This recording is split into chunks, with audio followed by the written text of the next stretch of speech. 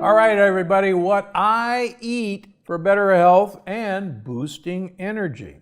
Well, a day doesn't go by that I don't get a question about what I actually eat in a day. In fact, I was walking into my local grocery store yesterday and a construction worker said, "Hey, Dr. G, what are you eating?" And it was actually noon, and I said, "Absolutely nothing. Why?" And he said, "Oh, good answer." So yeah, not a day goes by that I'm not stopped about that. Now, if you've read any of my book or watched my YouTube channel, that not eating or shortening your window of eating is the #1 way to promote better health and boost energy. And of course, that was my answer for that construction worker.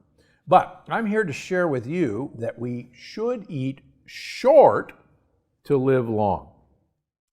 What do I mean by that? In other words, compressing our eating window, the foods we eat during the day, it's not so important the types of foods that we're eating, and I'll get to that in a minute, as long as we restrict the time period that we're eating those foods. Makes all the difference in the world. And it's a powerful tool to allow me and you to have some of the foods that we want to eat without worrying that that's going to have a profound negative impact on our health. So let's talk about some of the foods that people associate with energy boosting. And not a day goes by you don't see a TV commercial or something on the internet that protein increases your energy. Now, as I've talked about in the last 2 books, The Energy Paradox and Unlocking the Keto Code, let's be clear about this. Energy is ATP, adenosine triphosphate. That's our energy currency. And we know that ATP is produced by mitochondria, the little energy-producing organelles in most of our cells. Mitochondria have to take protein, sugar, carbohydrates, and fats and break them down to produce ATP. But if you've looked at either of those books or listened to them, you know that in our society, we bombard our mitochondria simultaneously with simple proteins, simple sugars, and simple fats. The mitochondria were never designed to handle all at once. And living in the LA area that I do, we produce rush hour in our mitochondria, unfortunately, 16 hours a day. And so energy producing foods like protein, for instance, may have actually the exact opposite effect on producing energy. Plus, be cautious. So many high protein drinks, so many high protein energy bars also are high sugar. And the combo of simple broken down proteins and simple broken down sugars is the perfect way to have gridlock in your mitochondria and actually have less energy rather than more. Another bomb is fruit smoothies. Now everybody knows, oh, fruit's good for me. I'm going to have a fruit smoothie before my workout. It's going to give me so much energy to get through my workout. Well, as human studies have shown, breaking down fruit into simple fructose by using a smoothie, fructose is the #1 way to impair our mitochondrial function in our liver. It actually lessens ATP production and increases fatty liver. And so a fruit smoothie is the last thing you want for energy. But, Dr. Gundry, I have to have these things to get through my workout. Well, the exciting thing is, in human trials, exercising on an empty stomach actually has you produce more ATP and get more benefit out of your program than if you ate beforehand.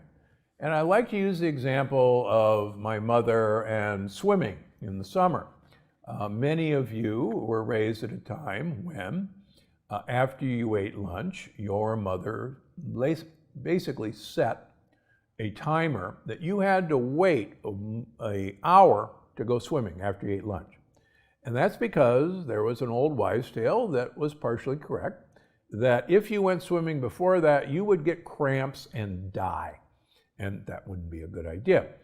Where did that wives' tale come from?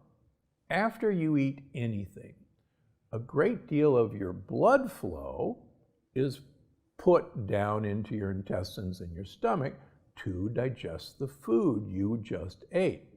So if you're going to go exercise, like swimming for example, you wouldn't have enough blood flow to your muscles because it's down in your gut, and you would get cramps and die. So think about that the next time you say, I need an energy bar before my workout, or I need a smoothie before my workout. You're actually reducing the amount of blood available to your muscles because a lot of it is down there working. So remember, ATP is energy. Now, getting an energy feeling from coffee or simple sugar has nothing to do with the amount of energy production you're actually doing. And that's the difference. If you want energy, we're talking about taking the workload off of your mitochondria. Lastly, what about a ketogenic diet for athletic performance? Well, as I detail in a lot of detail in Unlocking the Keto Code, if you look at human trials of ketosis, human muscles start to get most of their calories from ketone bodies at about 3 days into a fast. After 3 days, we actually switch from using ketones as a fuel to free fatty acids.